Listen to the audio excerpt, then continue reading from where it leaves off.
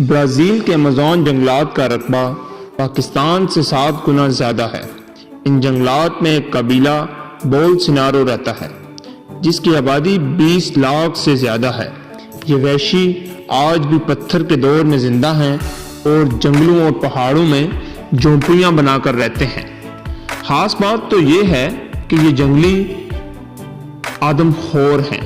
یہ برازیل اور ارجنٹینا میں بستیوں پر حملے کرتے ہیں اور درجنوں افراد کو اغوا کر کے لے جاتے ہیں، پھر انہیں قتل کر کے ان کا گوشت کھاتے ہیں۔ جب انہیں زندہ انسان نہیں ملتے تو یہ قبرستانوں میں گھس کر لاشیں نکال لیتے ہیں۔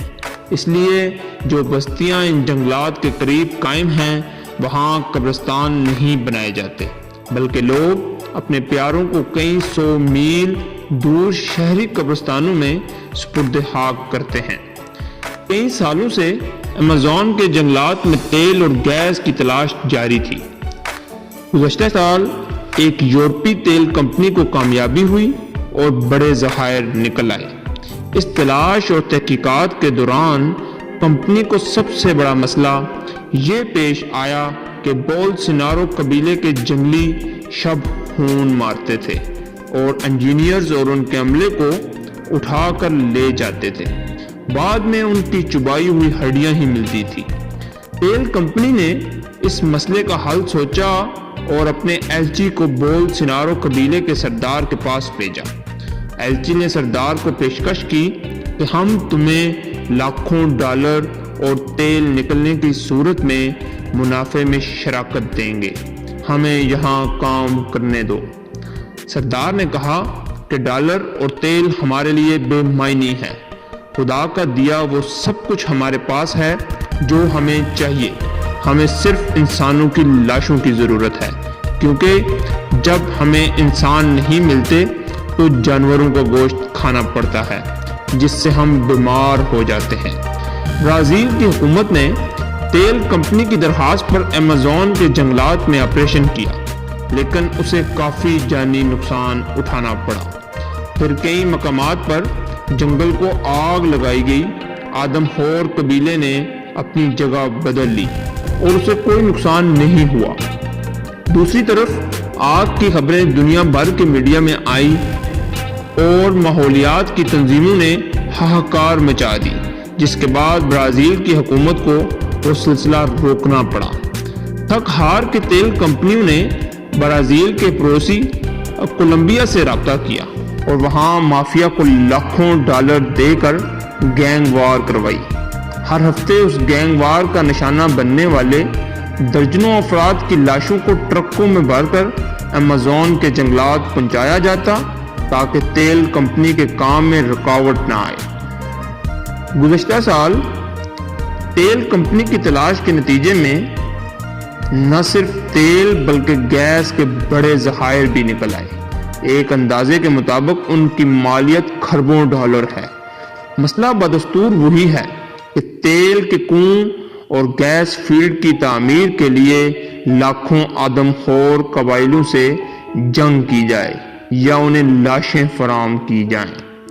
بولسنارو قبیلے کے سردار سے مذاکرات ہوئے تو اس نے مطالبہ کیا کہ قبائلوں کو ہر ہفتے 20,000 لاشیں فراہم کی جائیں تو وہ نہ صرف حملے کریں گے بلکہ از خود اس علاقے سے دور چلے جائیں گے۔ تیل کمپنی نے برازیل اور ارجنٹینا کی حکومتوں سے بات کی، لیکن کوئی اتنی بڑی تعداد میں لاشیں فراہم کرنے کو تیار نہیں ہوا۔ آخرکار ایک فارماسیوٹیکل کمپنی نے مدد کی اور کروڑوں ڈالر کے عوض ایک مہلک وائرس اس دنیا میں پھیلانے کا آئیڈیا پیش کیا۔ تیل کمپنی کو کھربوں ڈالر نظر آ رہے تھے، اس لیے چند کروڑ ڈالر کی کیا اہمیت تھی، انہوں نے آئیڈیا قبول کر لیا۔ فارماسیوٹیکل کمپنی اور عالمی ادارے صحت اس سازش میں شریک بن گئے۔ انہوں نے مختلف حکومتوں سے کہا کہ آپ وائرس کے بہانے لوگ مارتے جائیں اور 5,000 ڈالر میں ایک لاش ہمیں دیتے جائیں۔ اس کے ساتھ عوام کو ڈراتے بھی جائیں کہ میتوں کی تدفین حکومت کرے گی ورنہ وائرس پھیل جائے گا۔ یہ اس قدر بڑا عالمی منصوبہ ہے اور اس میں اتنی بڑی رقم لگی ہوئی ہے کہ 4-5 ماہ میں 4 لاکھ لاشوں کا سودا ہو چکا ہے اور کہیں شور نہیں مچ رہا۔ برازیل کے ایک بلاگر البرٹو فرنانڈس نے یہ ساری تفصیل اپنی ویب سائٹ پر لکھی تھی، لیکن اس کے چند دن بعد ویب سائٹ بند ہو گئی اور بلاگر تب سے لاپتہ ہے۔